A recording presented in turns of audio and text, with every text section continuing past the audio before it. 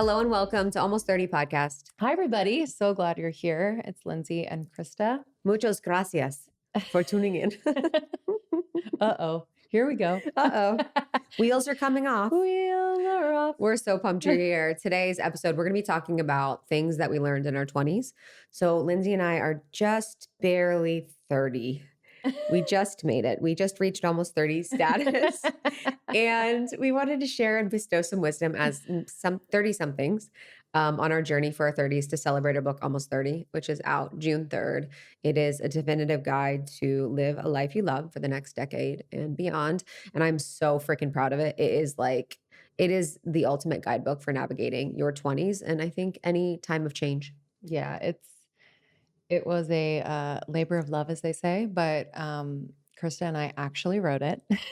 For real. And we were actually reading it the other day because we were doing a bit of content around it. And the book writing process is really interesting because there's so much like time and space between like when you actually start writing it, like when you're in the thick of it, and then when it's coming out. It's kind of a trippy thing. So Yeah. you kind of have this like weird liminal space of like, is it even good? What did we write? Yes. And then to come back and have the book in our hands and be reading it, I'm just so proud. And I was thinking today, I'm like, I really felt the like big sister vibe of, there's going to be a lot of people that are moving through, yes, the almost 30 transition, but really through any big transition in your life. And we've been through so many of them, so many aspects of our lives have changed over the years. And so it felt, I don't know, it felt warm. It felt comforting. I could imagine people reading this and just feeling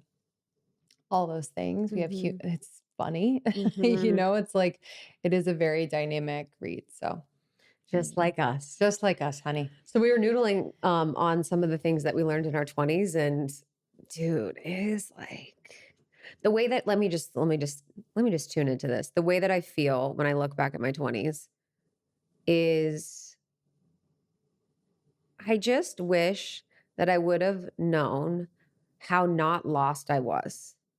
And I think that I was just so desperate to feel on purpose, on path to be the person I knew that I came here to be, and that all the searching was worth it. Mhm. All the excavation, all the searching, and doing the growth work in your 20s or doing the self reflection is so key and it's so important. When your prefrontal cortex is coming online in your late 20s and your Saturn return is happening, this is the time to evaluate the person that you are in that moment. Like a lot of what you've come into your mid 20s with is the version of you that was created and sculpted by your parents or by your economic status or by Mhm. your where you grew up. So you might, like me, I grew up in Ohio in a small town. So no one really had big dreams or aspirations for anything. Everyone had this certain way of thinking. And I kind of had that a little bit. I always had my own essence and my own vibe, but I always kind of had that go to school, get a job. And then after that, I didn't really have any dream beyond that, besides the normal American dream. And so this is the period for a lot of people when they're waking up to like, oh, I actually don't want to do that. I actually don't want to be that. I actually want to do more. I want to do something different. I want to become this type of person I want to express in this way. And so that kind of discrepancy period can be really challenging, but it's also so beautiful because you're just kind of like cracking out of the programming. Yeah. Yeah, it's such a cracking.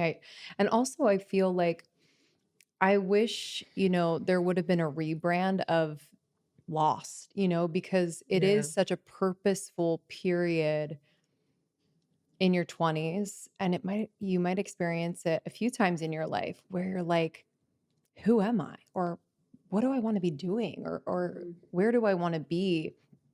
And it can feel like you're lost because of that questioning, and you look around and you feel like everyone else has it figured out. Mhm. But it's actually such a potent, magical time where if you are living those questions and actually trusting that there will eventually be the next answer, that's the point of it. Mhm.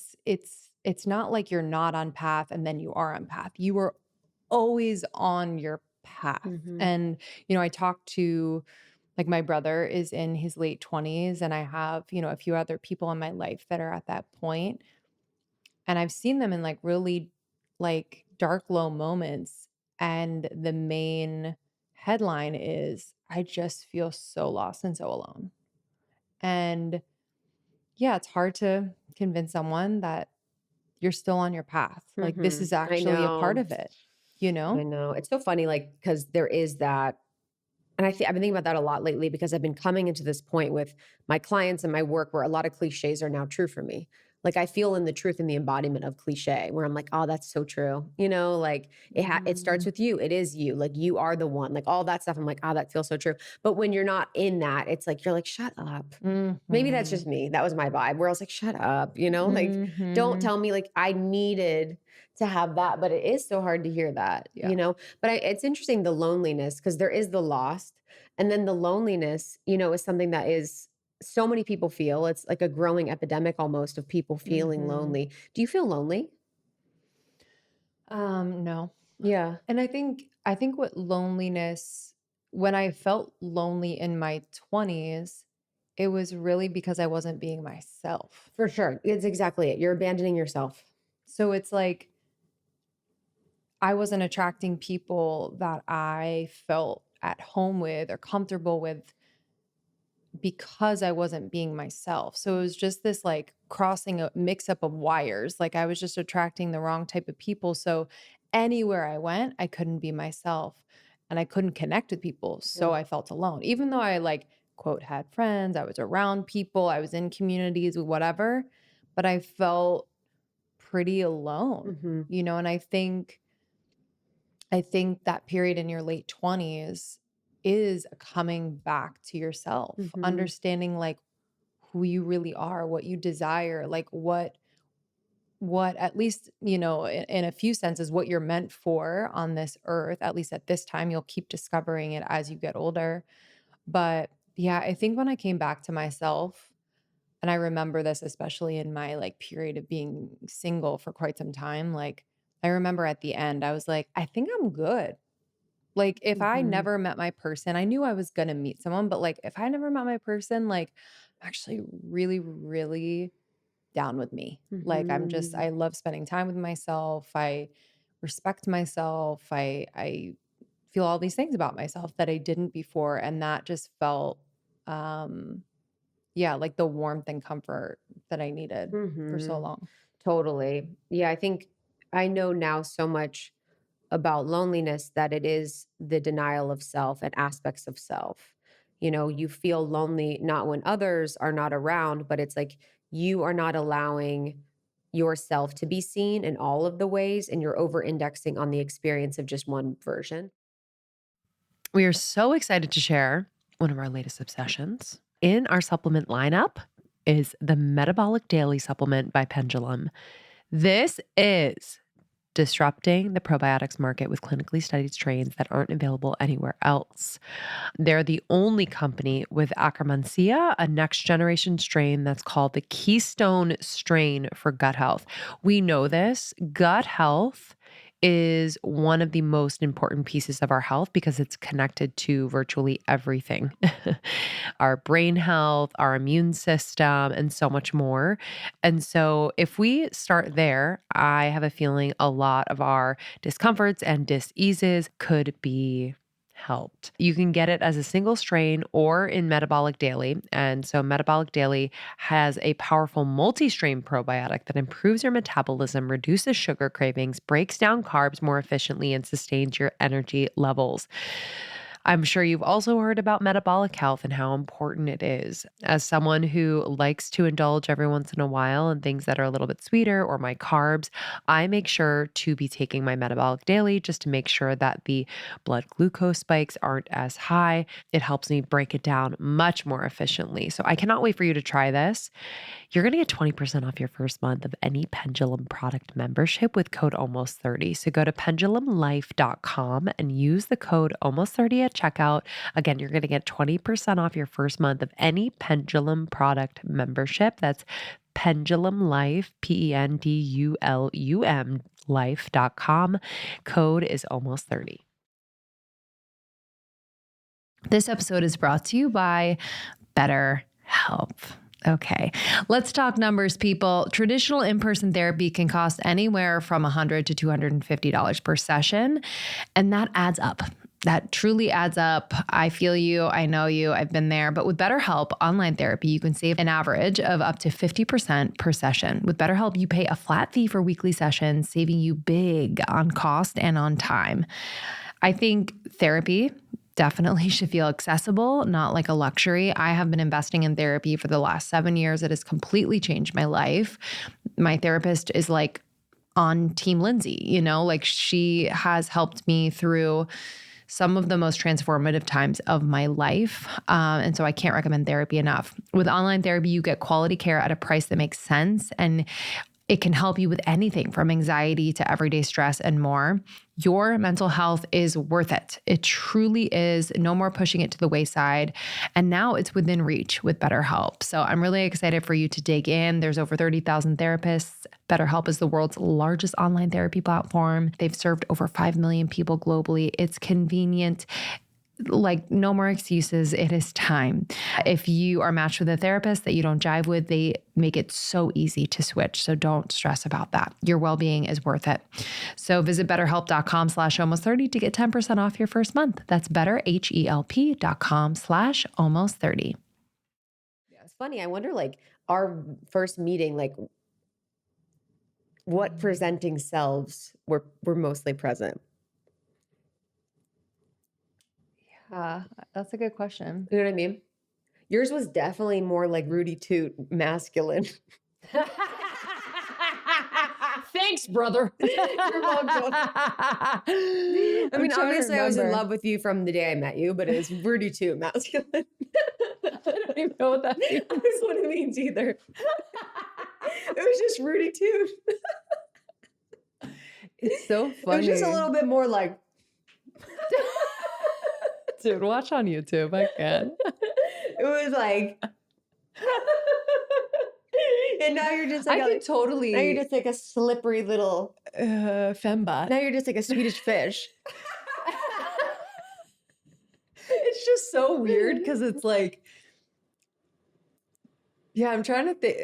What was I in my soul cycle era? It was Yeah, you were in your soul cycle, going hard in the I paint. can easily. I was very much my like. I don't even know. I think as a former actress, sometimes I can take on the essence or mannerisms or whatever of people I'm around. For sure. So I'm in the soul cycle world. People are super athletic and they're da-da-da and they're this So and they're that. true. And, you know, I'm like, yeah. That's the anyway. persona. So true. You know what I mean? Yeah, I don't know what I was. It's hard for me to tell because I'm so in my own, and my own internal dialogue was like lost and confused. So I don't know what I was. Yeah, I didn't perceive you as lost and confused at all. I was definitely more masculine, like vibe. I think Probably. masculine in the sense of like, just like, we're gonna fucking do this. You are gonna do a podcast with me. No, I'm just kidding. No, I was. I had 2 boyfriends, you and my boyfriend. No, I had two girlfriends. You guys were my 2 girlfriends. And I was very like this psychic energy of like doing was just like coming from outside of my field and just would like infuse everyone around me. Yeah. My eye just twitched when I said that. That's how intense that was. That time of just being like doing. So basically the first one we would say is that trusting that this is all happening for a reason. It's okay to feel lost during this time. I think like a 1B of that is that we've even learned now is that change is constant. I remember being young and looking at my parents and being like, I'm going through so much change, you know, 3rd grade, now 4th grade, it's crazy. And looking at my parents and being like, they don't even experience change ever. Like, I'm like, they're just like, once they're married, they're just living. Like every day's just repeat. And I can't believe the fact that, you know, so much change is happening consistently for every single person at all times. You as a human, you in your relationships, you outside, you know what I mean? There's just so much going on. And so I think you realize during this time that change is constant, change never stops. And once we can get okay with that and get comfortable with change, and a lot of what we share in the book is how to be comfortable and thrive Yes. during change, how to make Yes. change work for you, but it just never ends. Yeah, and it's such an important one to I guess master in a way, because then I felt like a lot of things fell into place or became, or I was less resistant. So for example, Yeah. when I reconnected with Sean and we were kind of starting our relationship, and our relationship has changed so much and we've changed quite a bit and will continue to and experience change outside of ourselves and Mhm. within ourselves.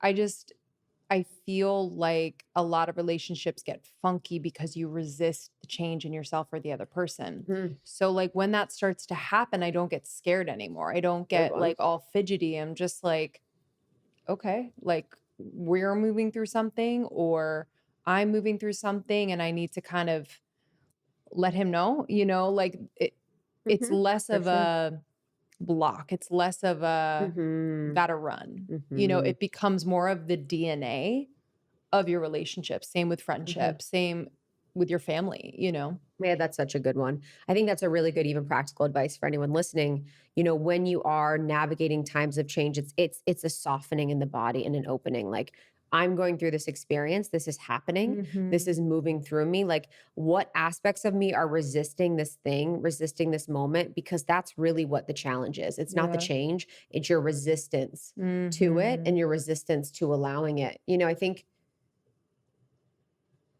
I was thinking recently how I've been maybe resisting. Yeah, I think there's gripping. There's just you have to notice the gripping. Mhm. Where am I gripping to my identity? Oh my Mhm. gosh, man, the grip that I have on my identity. Ooh.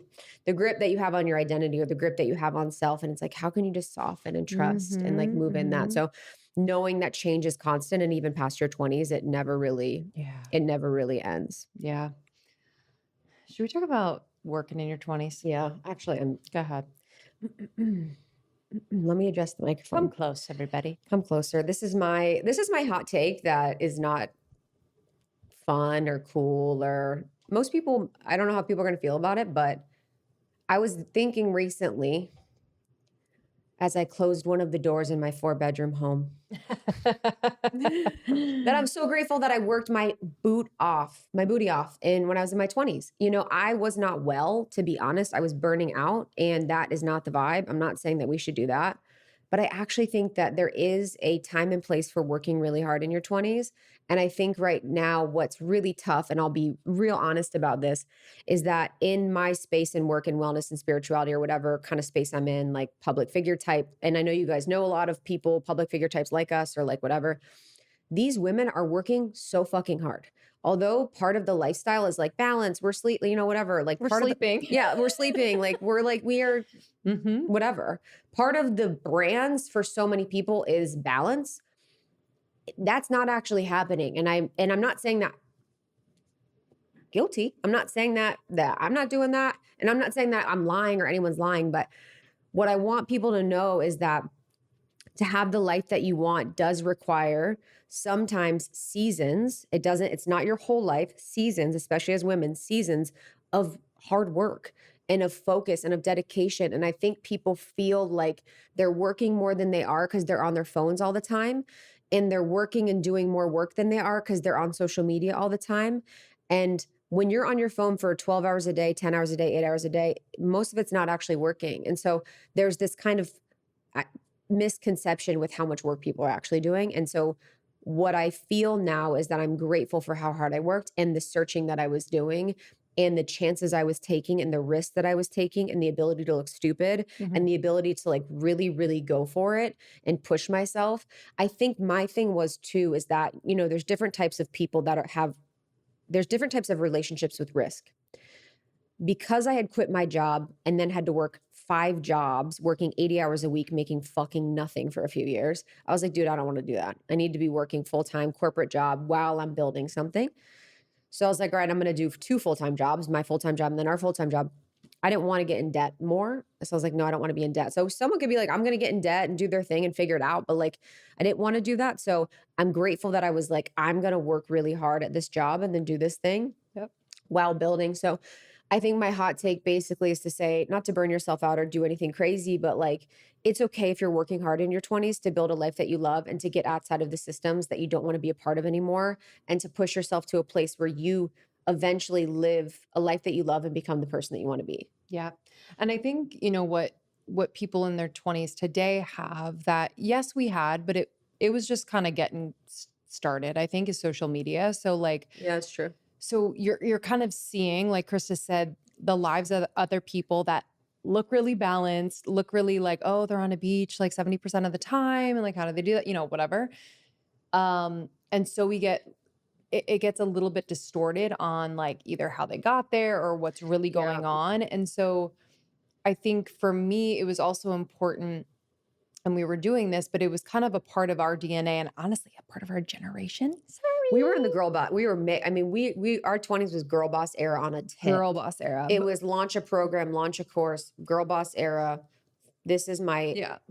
$29 course. But it was about like kind of going above and beyond. Yeah. Like it was about working hard on something when you didn't know whether it was going to be successful or not, or whether you're being paid or not. And That I part. think that's the difference between the generations. It's not better or worse. I'm just saying that I think millennials kind of have and older have kind of a mentality or experience where like, yeah, you do kind of like go above and beyond because it's kind of investing in the future payback of it rather than nickel and diming for like, hey, so I worked like 5 hours over. Are you willing to pay me? Just saying, I think it's really important that we understand the value of kind of putting in more work for the return later. Yeah. And I know it can feel like, well, I don't want to be taken advantage of, but the frequency of that. Yeah.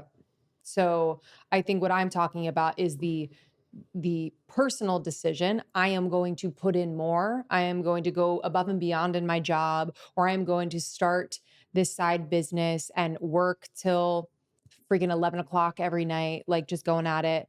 That's your personal choice to invest more now, to go above and beyond, to hopefully have that payback later. Yeah. And I think the last thing on that is the energetics of it. It's like, the energetics of, I think there was like, to be honest, there's two energetics. There's like, I need to become something because I don't feel enough. But then there's also like, I know there's more for me, so when you're driven by that, it's like, that's kind of the fuel. But for a lot of people that are working, doing I'm doing this work, I'm going above and beyond because I'm fearful and because I have lack mentality or because I'm going to build resentment is different than like, I want to do an amazing job. Yeah. I want to be amazing at what I do. I want to be top tier at what I do.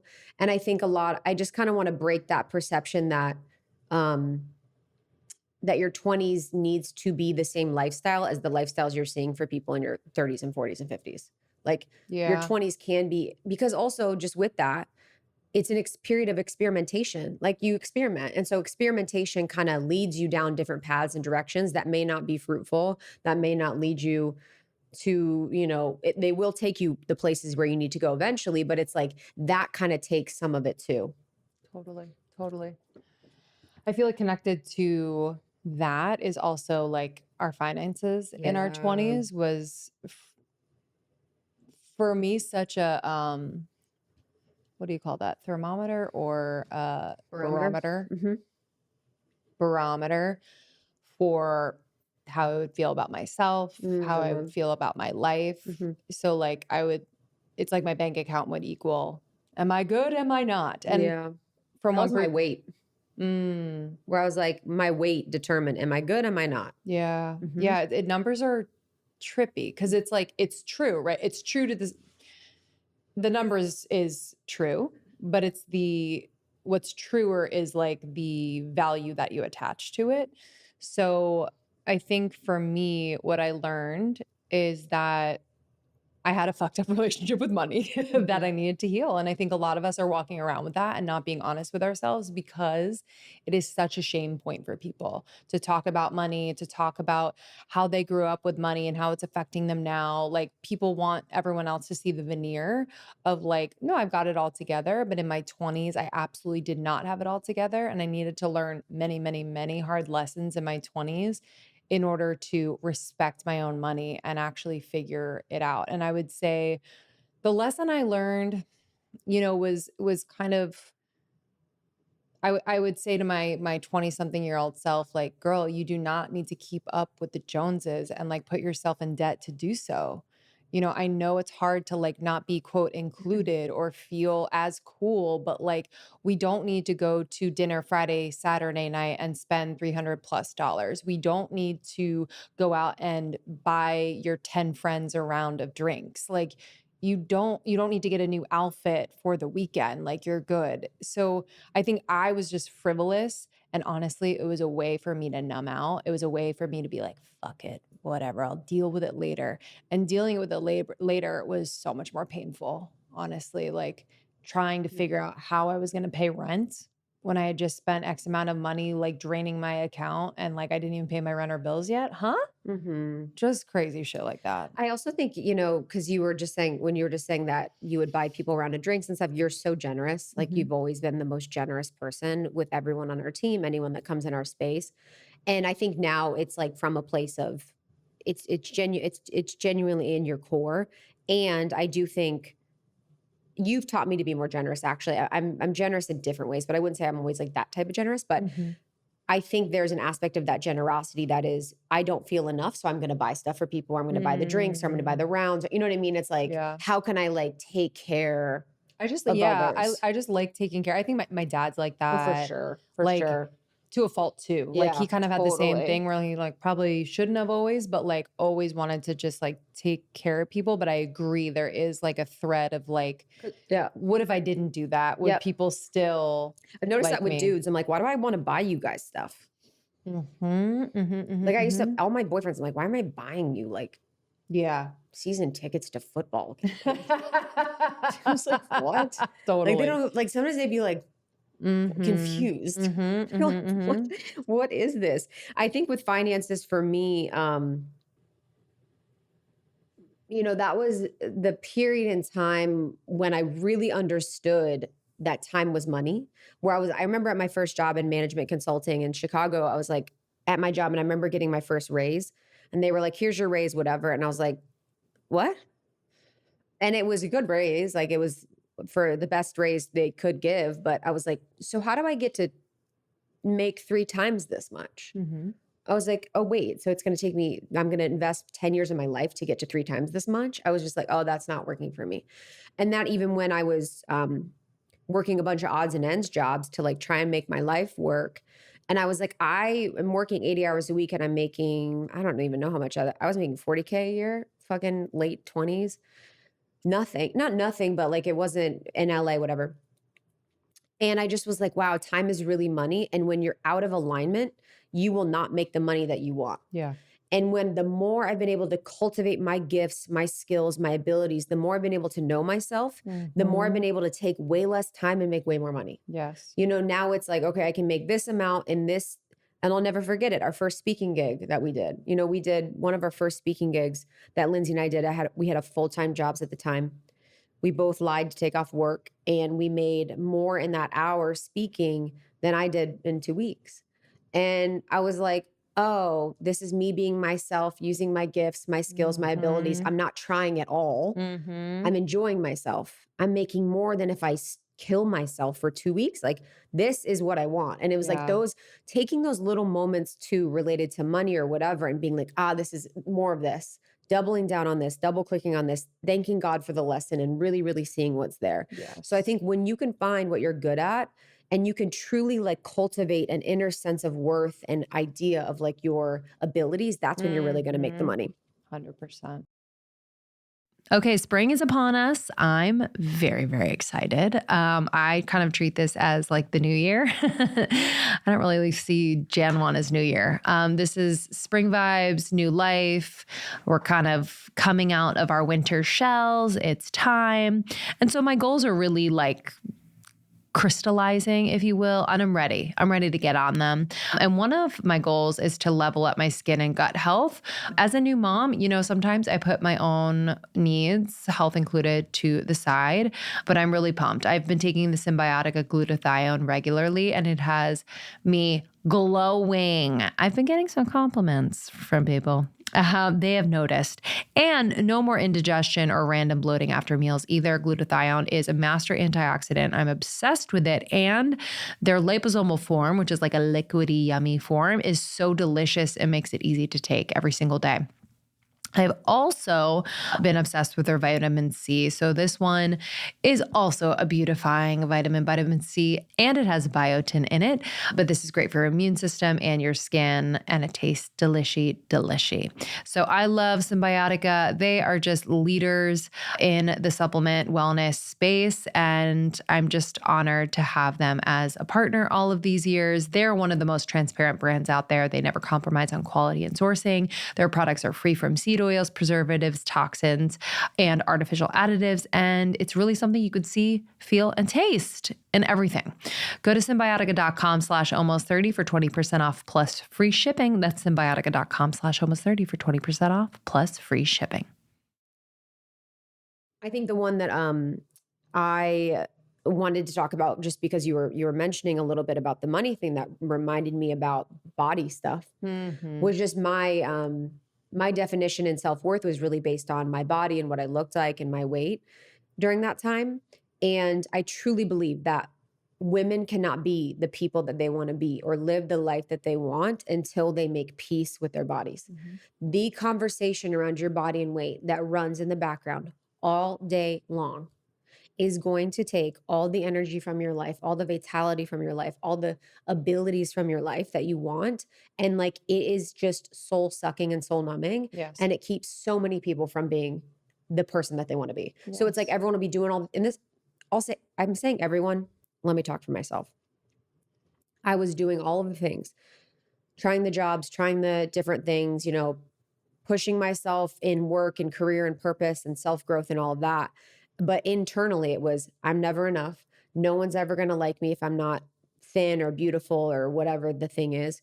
And so if that's the internal voice, I could run around and do all of this stuff, but this is going to stop me every time. Yes. And so I think when women can really make peace with their body as this place and this home for their soul, that is when you can really step into like a life that you love. And doing this first will provide so much more clarity on what that life is. 100%. Yeah. I mean, yeah, I think for me, it was different in the sense, I think I wasn't listening to my body. So Yeah. then my body was trying to send me a lot of signals all the time, whether it was about a relationship I was in Mhm. or about, the type of lifestyle I had. And it would come out in, kind of nuanced feelings in my body or through acne or through inflammation. Like it was so Your voice. intense through my voice. I would lose my voice on a regular basis. And I just learned through my 20s, through kind of like putting my body through it, um, how I never ever want to be disconnected from her again. And like the connection is, what does that look like? It's being able to tune in at any moment, Mhm. find my center, and ask what she needs, Mhm. and have that be just a constant conversation, or what's up, or like, man, how do I feel after I just like left that person, Yep. and the body Mhm. always has something to say. And I think just in that, tending to that relationship with my body, um, I think I've respected her more because it hasn't been as much about what other people think of my body. Because that's been like a lot of my life, where it's like I was a soul cycle instructor. People are seeing me in like a bronze spandex all day, and like I'm fit, and they're Mhm. seeing it for that. I was a fit model, so people are literally measuring my thigh and my waist like every Mhm. other day. And I'm an actress, so they're judging me on my looks, whether they say it or not. They're judging you on your looks. I'm a bartender. I have the male gaze on me from 6 to 2 a.m. It's like, Hmm. it has always been about like very focused. And so, not that I hated my body, I just Did you see it as a tool? kind of, For yeah, sure. it was just like, it was like outside of me, if For that makes sure. sense. It was like, I'm, Objectification. I'm making, this is for you all. Yep. This is not for me. And so, the moment I was able to connect with her, it was so much less about that. And it was so liberating, so fucking liberating. And then you have a child and you're like, I don't give a fuck.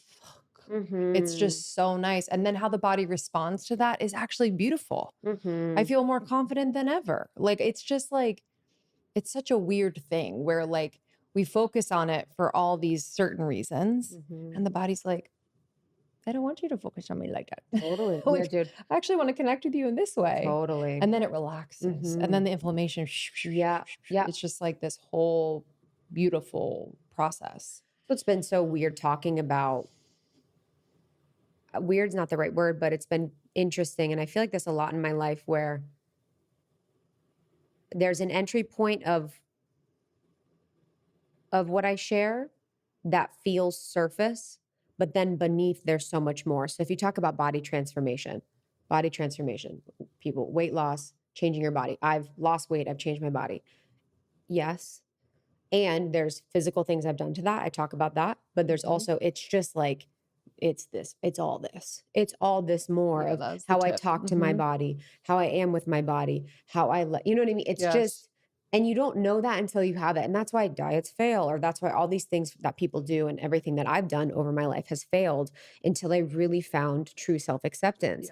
True self-acceptance of the body, you know, has just been the huge journey. So I guess my invitation for anyone listening in general, or anyone, especially in your 20s, is really focusing on how you can love, honor, and accept your body as it is in this now moment and bring peace to yourself and bring acceptance to yourself through tapping, through therapy, through somatic practices, through parts work, through metamorphosis, whatever the thing is that's going to support you, but that will change your entire life.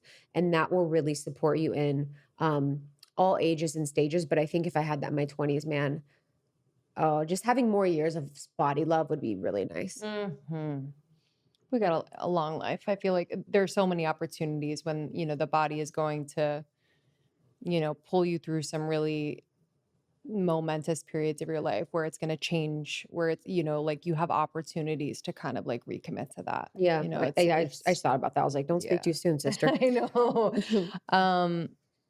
And I think, you know, just to kind of like round out this conversation, and it sounds like very simple, but I wish I knew at the time that it does get better. You know, it does. I think I try to make where I'm at kind of like, oh, this is it. Like, there's a part of my brain that believes like, No, this is it. people in Or Ohio were like, your college is the best years of your life.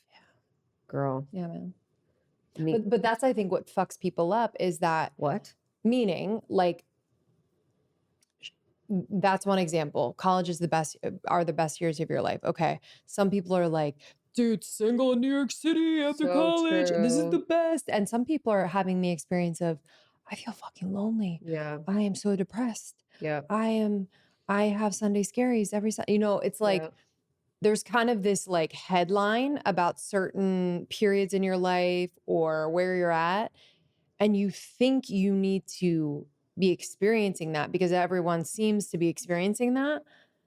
But the truth is, like, a lot of aspects of your 20s are kind of crunchy and gnarly and like, and not the best years of your life, to Yeah. be completely honest. It 100%. does get better. And we're in our 30s and we're like, this is fucking amazing. But I'm also like, dude, life also gets even better Yeah. as we keep it moving. Like, Yeah. that's so cool.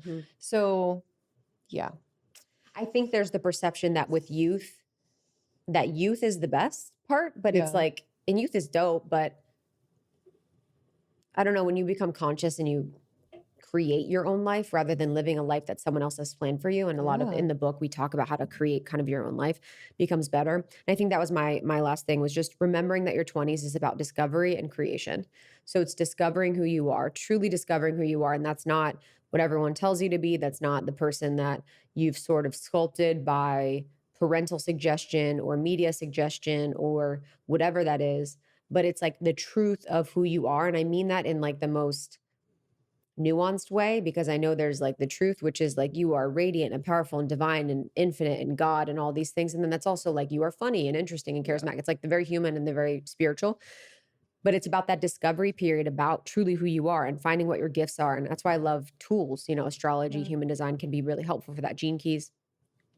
And then it's about creation. It's like, how can I create the life that I love? What is that creation for me? And being excited and moved by creation instead of fearful of it. It's like be moved by the idea of creation, be moved by the excitement of creation, and being able to like create the life that you love. Like, what a beautiful, exciting time. Mm-hmm. And I just on the creation point, fucking go for it. Like, allow your vision to be big. Yep. Take the next like aligned step towards that vision in your 20s. Like be I guess I would there are moments where I'm like, I wish I would have just like really fucking gone for it. Or like just I don't know. I think there was like a hesitation that I personally had with some things where like I was worried about what other people thought, or I was worried that it would For fail, sure. or I was worried, blah, blah, blah. And it's like, let's just fucking go for it. Though we took a total risk with almost 30, you know. Huge. So So many. that's a huge one that I use as an example anytime I want to take a For risk. You know? sure. For sure. I mean, there's so many. It was nice to have each other, you know. Yeah, that helps. That's a huge That thing, helps. finding like that person. Okay, guys, I would love to hear too. For anyone that's over 30, what are we missing? Like, what would Yeah. you say you've learned?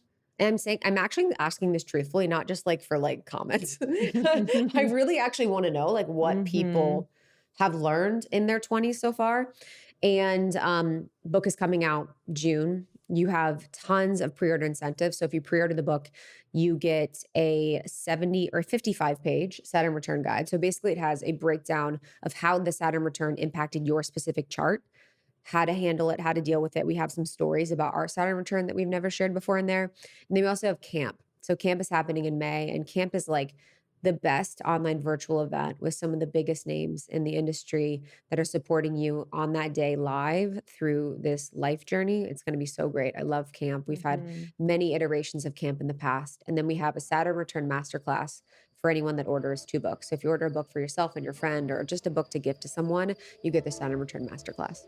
We love you guys. Thanks so much for listening. We appreciate you. We're here for you. And we will see you on the next one. We'll see you soon. We love you guys. Bye. Bye.